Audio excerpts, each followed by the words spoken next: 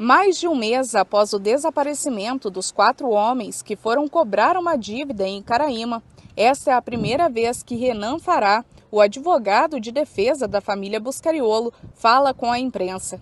Ele afirma que foi procurado pela família no mês passado, quando o caso estava no começo. Em entrevista, o advogado explicou que toda a família Buscariolo fugiu da cidade de Caraíma. Os cariolos estão foragidos, mas veja, não é por causa da justiça. Eles, desde o início, inclusive, chegaram a se apresentar, alguns deles em delegacia, né? Mas acontece que, como eles sofreram ameaças de morte de amigos dos desaparecidos, então, temendo pela própria vida, a família toda deixou tudo para trás e fugiu para tentar aí sobreviver a isso tudo. De acordo com o delegado, a propriedade que é alvo da dívida foi inicialmente comprada pelos Buscariolo e vendida ao Alencar Gonçalves de Souza. Compraram por em torno de R$ 200 mil. E o objetivo era fazer dinheiro com esse imóvel. Então eles compraram e revenderam. Revenderam então para o Alencar por R$ 250 mil. Haja aí 50 mil pela transferência, pela negociação da terra. Acontece que o Alencar não conseguiu pagar. Muito embora já tenha transferido para o nome dele, ele não conseguiu ter êxito no financiamento. Esse que ele tentou fazer no Sicredi, que é um banco aí de Caraíma mesmo. Então, isso também está comprovado nos autos que ele não conseguiu, que foi frustrado o seu financiamento no Sicredi. E aí ele teve que devolver a terra, certo? Devolver, então, para quem vendeu, que era o Carlos Henrique. Por isso que daí passou para o nome dele.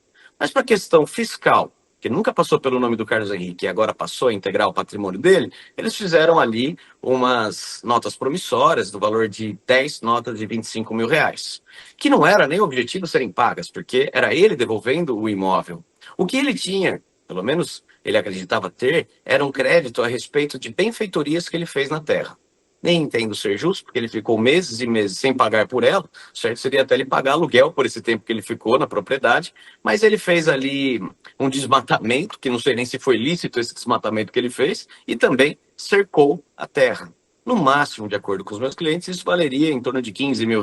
Ele queria R$ 100 mil por isso.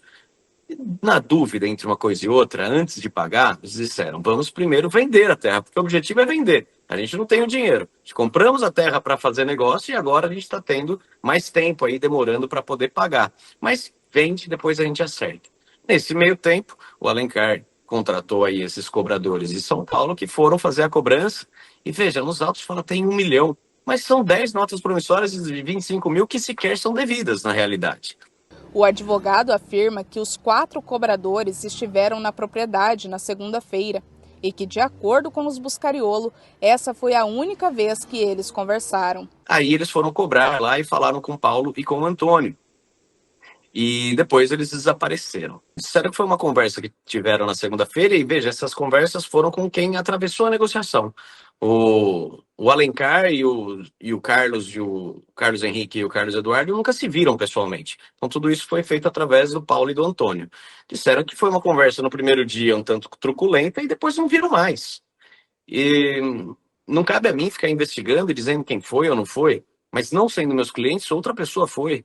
E analisando também a carreira, né, de quem trabalha com esse tipo de serviço, talvez colecione mais inimigos do que amigos. Então, o que é importante é a polícia ter uma visão macro, uma visão um pouco mais aberta para ver se não existem outras pessoas que poderiam ser responsáveis por isso e não aquilo que a gente chama de visão de túnel. Então, você chega, já encontrei o culpado, agora eu vou procurar as provas para condenar aquela pessoa. Não é assim que uma investigação plena funciona. Renan Fará afirma que a família Buscariolo segue foragida e que não sabe a localização deles. Além disso, o advogado afirma que desde que assumiu a defesa da família Buscariolo, também tem sido alvo de ameaças. O teor é muito claro. Eles falam que eles estão mortos, né? Eles já estão marcados, e eu, se continuar no processo, também serei morto. Essa é simples e direto. O advogado também disse que a Polícia Civil de Umarama não deu a ele o completo acesso aos autos e que isso pode prejudicar a defesa da família Buscariolo. É da natureza do inquérito, Amanda, ele ser sigiloso. A ideia é que a gente não saiba aquilo que está sendo investigado para não atrapalhar a investigação. Isso é justo. Acontece que o inquérito já tem longos dias, né? Mais de 30 dias. Então, a gente tem sim direito, o advogado tem sim direito de ver tudo que já foi concluído, toda a diligência que já terminou. Então, por exemplo, eu não posso saber que o telefone de tal pessoa está grampeado, está com escuta telefônica, né? Porque interceptação telefônica, porque senão eu vou falar para o meu cliente, não fala mais esse número, por exemplo. Mas, por outro lado, se já terminou, eu tenho direito ao acesso a toda a transcrição, a tudo que já aconteceu, as gravações e as transcrições, para ir em cima disso já ir trabalhando. Mas isso tudo está sendo tolhido. O que veio para nós é algo absurdamente insignificativo, que com certeza a própria imprensa já teve acesso. Então, a gente trabalha, estamos remando contra a maré aqui, nós contra todos, e inclusive ainda em paralelo sendo ameaçados. Então é um trabalho que está sendo muito desafiador. Até o momento a gente não tem acesso pleno aos autos. Foi me liberado um acesso ao inquérito muito picotado, sem nexo entre uma investigação e outra. Então, eu sei que os advogados das vítimas têm acesso pleno desde o início. Eu, como defesa, vejo tudo picotado sem entender o que está acontecendo e eu faço uma defesa no escuro, porque eu não consigo ter sentido, noção daquilo que ele está sendo acusado para poder se defender. Então a gente faz de uma forma genérica, no qual, como negamos a autoria, a gente vai demonstrar que eles não estavam em determinado lugar, mas que lugar? Né? Onde foi? Onde que prova eles têm? Que evidência eles têm? Talvez. Eu sei que teve um carro que foi feita uma perícia. Carro de quem? Por quê? Então tá tudo muito vago, mas a gente vai trabalhar aqui conforme as informações forem aparecendo para a gente poder fazer uma plena defesa, né? O direito ao contraditório, ampla defesa, ou até no Tribunal do Júri a gente chama de plenitude de defesa, que é algo mais amplo ainda, e que por enquanto estamos sendo tolhidos, mas eu acredito que com o desenrolar disso vai ficar mais concreto e a gente vai poder trabalhar melhor.